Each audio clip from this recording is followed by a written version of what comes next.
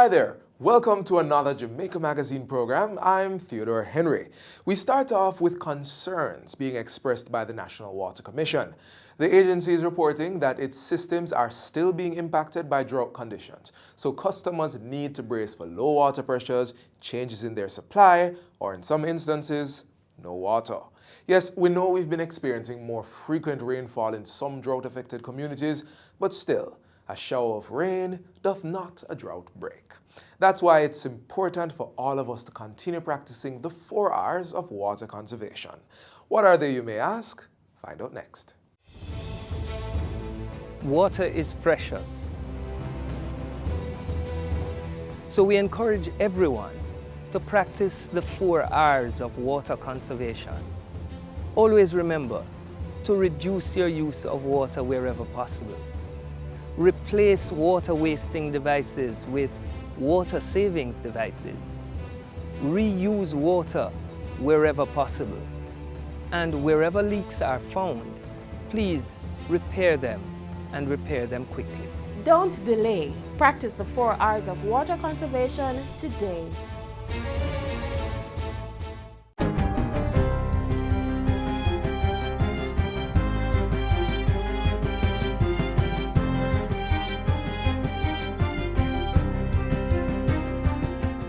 Good day, I'm Stephen McHugh, and this is your JIS News for Monday, July 29. Prime Minister Andrew Holness says the National Housing Trust will be starting 2,689 new housing solutions by next month. This, he says, will complement the 11,198 housing solutions started or completed by the NHT since 2017. The NHT is following the mandate that they have been given, which is build house, build house, build house. That's the only way we're going to address squatting. We have to get ahead of the demand for housing solutions. And we have to make sure that the housing solution is affordable and that we build solutions that meet the market segment's demand. Prime Minister Holness was addressing Friday's handing over ceremony of 37 housing solutions at the Spanish Ridge Housing Scheme at Mary's Field in St. Catherine. The scheme has 18 two-bedroom units costing $12 million each and 12 one-bedroom units, each costing $10 million. There are also 4 premium serviced lots costing $3.7 million and 3 standard lots for $2.8 million. The Ministry of Agriculture will be taking steps to regularize farmers operating on government-owned land at New Pen in St. Mary and get more farmers planting the land. Minister without portfolio J.C. Hutchinson made the announcement on Friday as he toured areas in St. Mary that have been affected by drought and bushfires. He said the Agro Investment Corporation, AIC, would have oversight of the roughly 800 acres of land at New Pen. Roughly 200 of it is arable land. There are many farmers who have indicated that there are roughly another 150 acres which can be cleared, although it is sloping land. They feel that it can grow cash crops. So we are looking to see if we can put a number of farmers on that piece of land. There's also the rest of the land which might be close to 600 acres where we intend to bulldoze that land and identify tree crops which can grow on the land and also intercropping it with pineapple. In addition to helping with clearing the land, Minister Hutchinson says the AIC will provide technical support to the farmers. He has urged them to re-establish a farmers group that would make lease arrangements on their behalf with the AIC. Minister Hutchinson said the initiative would help the ministry monitor and get good data on what is actually being farmed in the area and by whom, and to market the crops properly. Meanwhile, the Agriculture Ministry is also planning to help more farmers into production on 130 acres of land at Fort George in St. Mary. Minister J.C. Hutchinson says the land, which has a river beside it, is prime for planting cash crops. It is one where we have a number of cows, but we are going to be removing the cows to a section next door and using the whole of this land for cash crops. So in all, we are looking at we should be putting on the land might be another 50, 60 farmers that we can get going growing cash crops and fruit trees. In other news, the Office of Disaster Preparedness and Emergency Management, OPM, is urging persons to not become complacent with their hurricane preparations. Acting Director General Richard Thompson says August to September is usually the most active period of the season. That's when we would have been impacted. Your Gilbert, Matthew, Gustav, TD16 that a lot of persons call Nicole. So for small island developing state like ours, we normally say persons have to be prepared because it takes only one system to create major impact. Mr. Thompson was speaking on JIS's current affairs program, Get the Facts, recently. He pointed out that during a disaster, OPM would work with the National Disaster Risk Management Council, mayors, and zonal communities within parishes to minimize the impact of natural disasters on individuals and the country. According to Mr. Thompson, there are approximately 900 shelters across the island that can be activated in the event of a hurricane. The 2019 Atlantic hurricane season is projected to be a near-normal season, with 9 to 15 named storms, 4 to 8 of which will possibly become hurricanes, and 2 to 4 likely to become Category 4 or 5. Health and Wellness Minister Dr. Christopher Tufton has commissioned into service a new elevator at the Spanish Town Hospital. The National Health Fund, NHF, provided the $13 million cost to purchase and install the elevator. According to the NHF, the workload at the Type B hospital is comparable to that of a Type A facility. The new elevator is expected to increase efficiency at the 400-bed hospital, which serves a parish of over 500,000 people. And finally, a statue in honor of outstanding Jamaican athlete Veronica Campbell-Brown will be unveiled during this year's Heritage Week celebration in October. This year, during Heritage Week, we will salute another of our stars, Veronica Campbell-Brown, another outstanding woman of Jamaican sport. We're finalizing arrangements for the installation of the statue of a Safa Powie later on in the year as well. Mrs. Campbell-Brown is a track and field sprinter who specializes in the 100 and 200-meter events.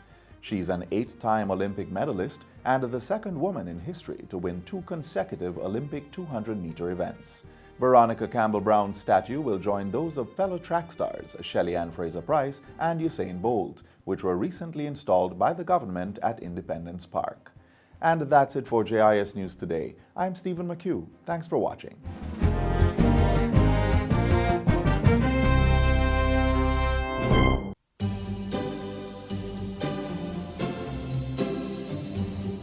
It keeps our bodies working, our food nutritious, our living and working spaces clean, and our lives comfortable.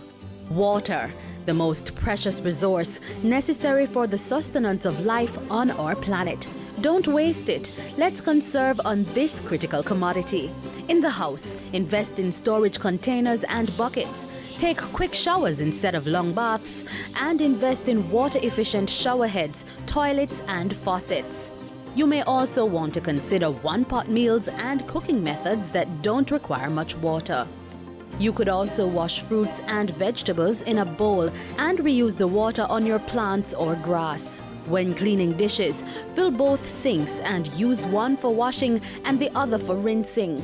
The leftover water can be used to wash off the concrete or asphalt in your yard.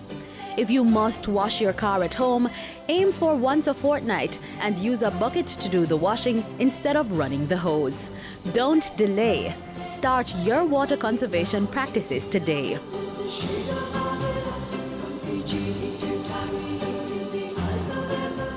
Even as we urge you to store water for later use during this dry spell, we also want to encourage you to ensure that the water you store is safe for consumption. Here's a simple rule of thumb. If the water is brown or has an odor, don't use it. If it's clear, bring it to a roiling boil and boil for an extra minute just to be sure. If you're using bleach to purify your water, do not use bulk bleach, use household bleach instead.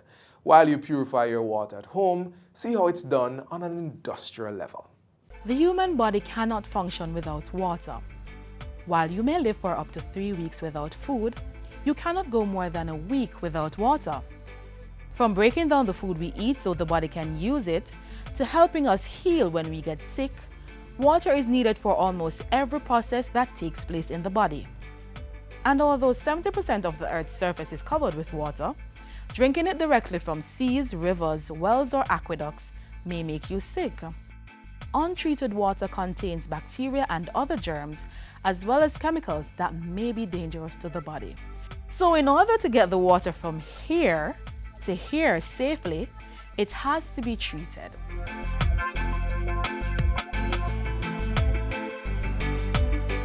Water treatment processes differ depending on the source. If the water is coming from a river, for example here at the Negro River in St. Thomas, it usually goes through an extensive treatment process before reaching the pipe. Here is where we do the first type of treatment in the form of sedimentation and screening. Behind me you can see where we screen the bigger stuff like the sticks, the stones and debris. Then we come down to the sediment where we separate the sand from the stones.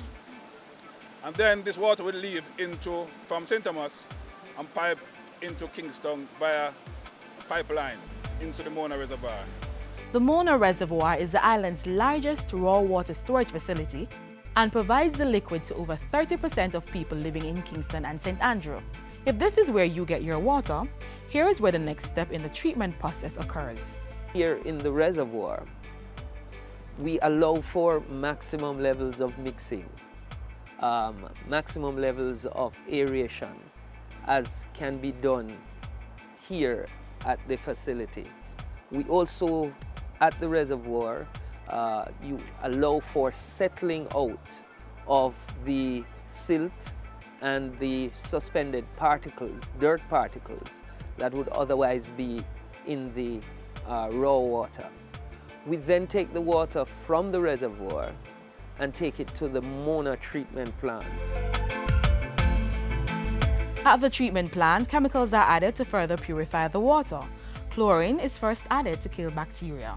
You have stages that include flocculation, where we actually add chemicals to the water that allow those microscopic dirt particles that are still in the water to be brought together in what we call flocks, and then we are able to skim it off and remove it from the water. The water is then passed through filters which contain layers of sand, gravel, charcoal or synthetic materials that remove remaining small particles. The final stage is disinfection.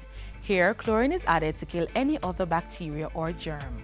Ensuring that we have what we refer to as chlorine residual that goes with the water, so that as the water travels along the pipeline to our customers, should it come in contact with any germs along the way, there is enough chlorine residual in that water to destroy those germs and still be delivered to the customer in good quality. The water is tested all throughout the treatment process to ensure that what you get in your pipe meets World Health Organization standards. For several years running, the National Water Commission has won the best tasting water in the Caribbean. We have also been acknowledged by the various arms of the United Nations at different points in time as having one of the best quality water in the hemisphere. That is definitely something we can drink to.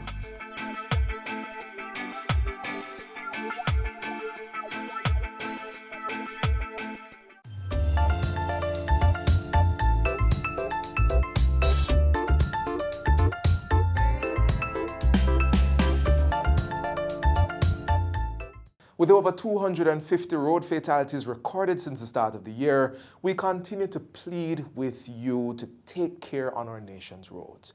Obey traffic signals, reduce your speed, and practice safe road usage. Get more tips next.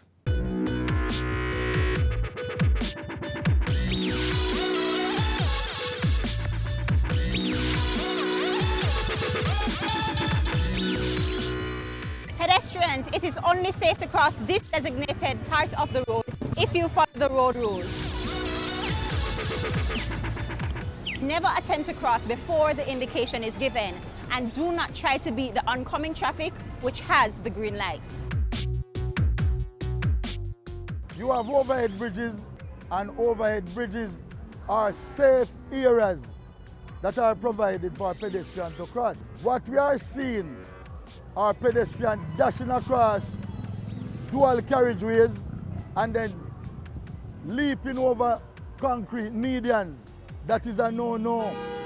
We have had persons who have lost their lives doing that. And I am now appealing to pedestrians to do the right thing and access the overhead bridges that are provided in order to save your own life. Where there is no overhead bridge or crossing sign, use the pedestrian crossing with caution. Monitor the lights and cross when it's safe to do so.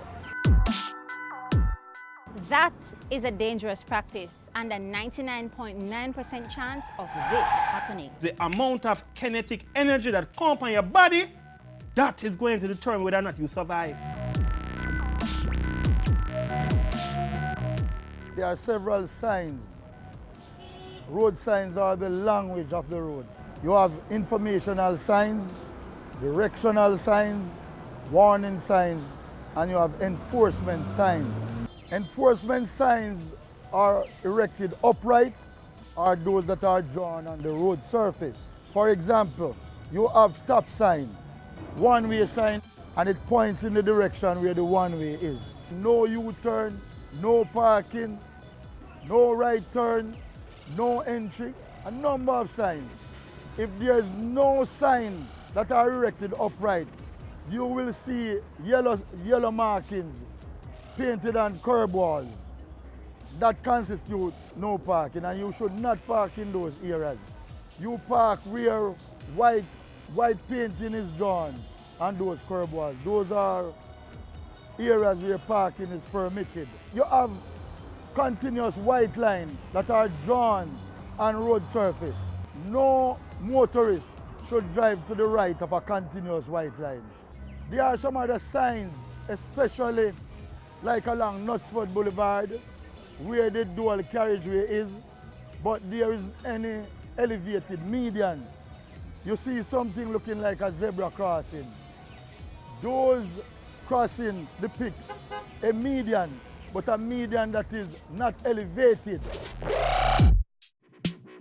If you disobey a stop sign, it carries a fine of $4,000 or 6 demerit points.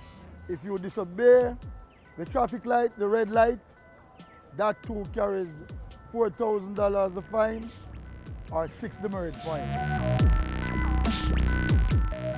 On the approach of a traffic light, for example, Halfway Tree Road, Chelsea Avenue, by GIS there is no filter light. You are to obey the light, and whenever you get green, you are to proceed. These lights are so configured that they allow for a pedestrian to cross. So when that red light is on, pedestrians are crossing. So that's why a filter light is not put in. When approaching a roundabout, you are to yield to the person to the right. Right? Always allow for that person to go first. A similar thing with a yield sign, a give-way sign. You are to yield to the person and allow that person to proceed. If you happen to overtake, you are to do so if the way is clear, and once you complete that maneuver, you are to get back to the left lane and remain there. We have persons anticipating the light. You have those that are anticipating the green, and even before the green comes on, they are off. And you have others who are beating the amber in order to go by as well. And I should tell you this, red means you are to stop, amber means you are to prepare to stop, and green means you are to go if the way is clear. And remember, always wear your seatbelt.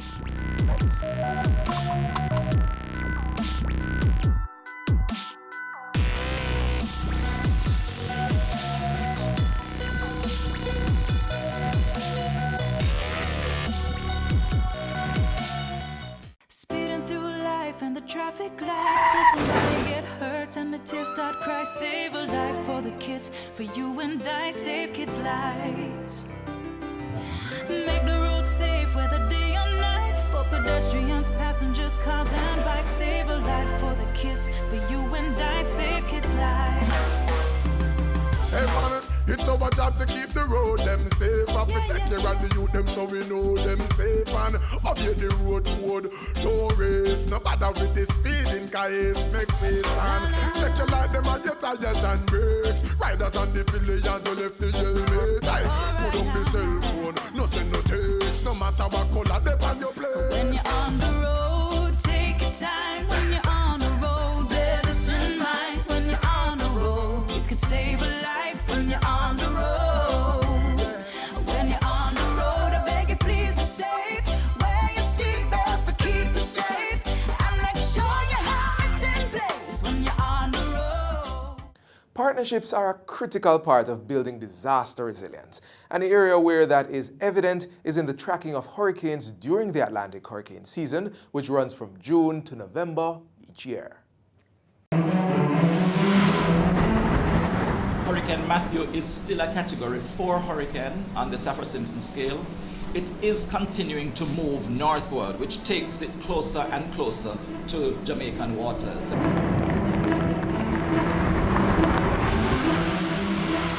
More information is coming out from the Hurricane Center.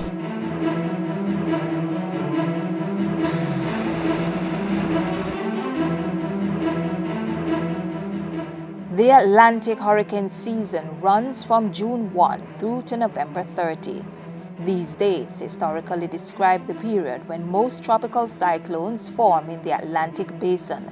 A number of tools are used, like satellites, radars, and computer models, to determine where a hurricane will go and how intense it will be. But a critical part of forecasting is done by the specially equipped NOAA aircrafts called Hurricane Hunters, which collect data through high-flying meteorological stations. That will be transmitted back to the Hurricane Center and then made available to all the region, including Jamaica.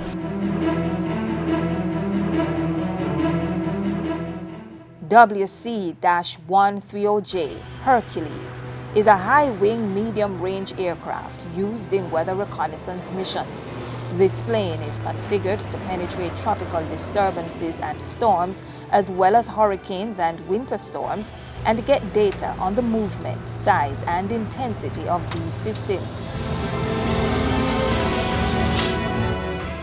The NOAA Gulfstream model, nicknamed Gonzo, is a high-tech, high-flying, and high-speed twin-engine jet that flies around and over developing tropical cyclones to create a detailed picture of the surrounding upper atmosphere. It has a range of nearly 4,000 nautical miles and a cruising altitude of 45,000 feet. The Lockheed model, nicknamed Kermit, is in a class by itself. Formulated with unique scientific instrumentation, radars, and recording systems, the Kermit is able to do horizontal and vertical scans of storms.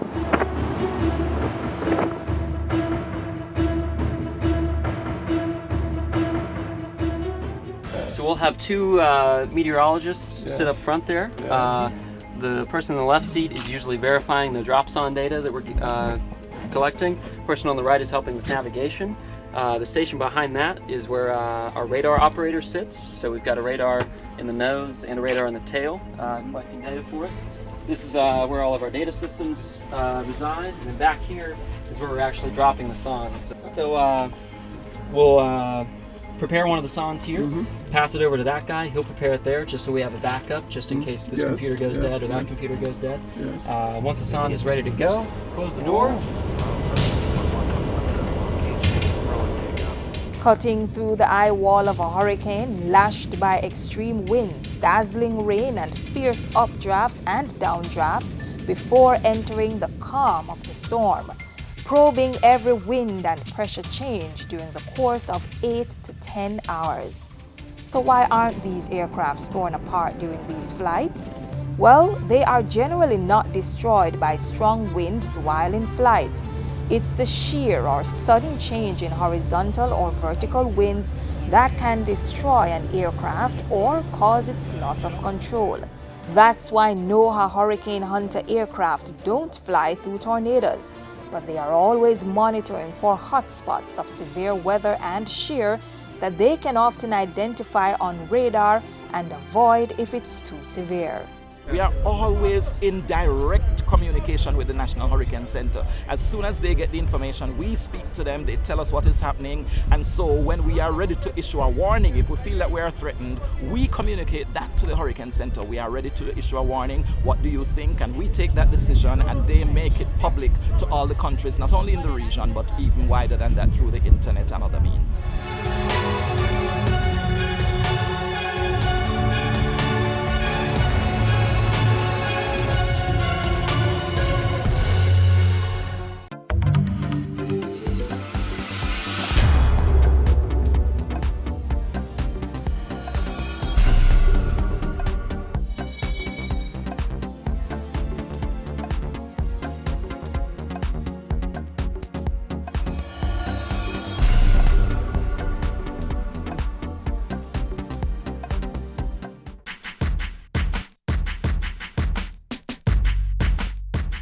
Government recently signed a memorandum of understanding with the Carib Cement Company to remove between 1.5 and 2 million tires from the Riverton landfill.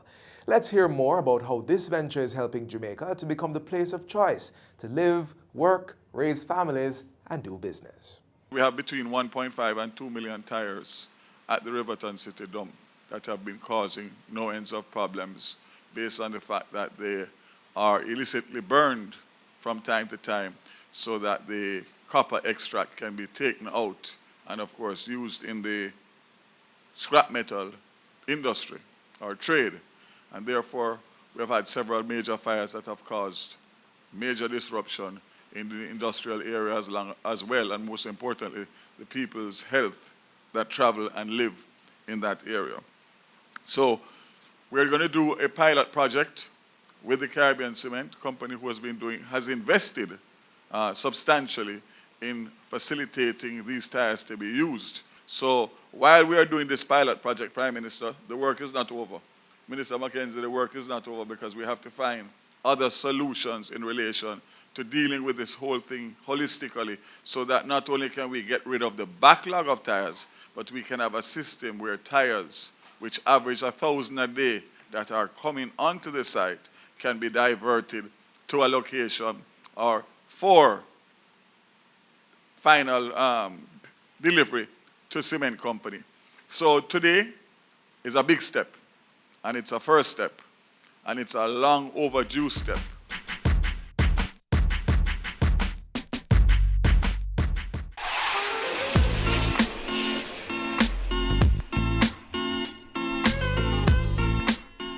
And that's how we close things off on Jamaica Magazine. Join us tomorrow right here on this station for another informative program. We are available at your leisure online. There's jis.gov.jm, that's our website. There's our Twitter, Instagram, and Facebook pages. And you may also find our mobile app to be a useful tool while you're on the go. I'm Theodore Henry, and on behalf of the entire production team, do take care. This has been a production of the Jamaica Information Service, the voice of Jamaica.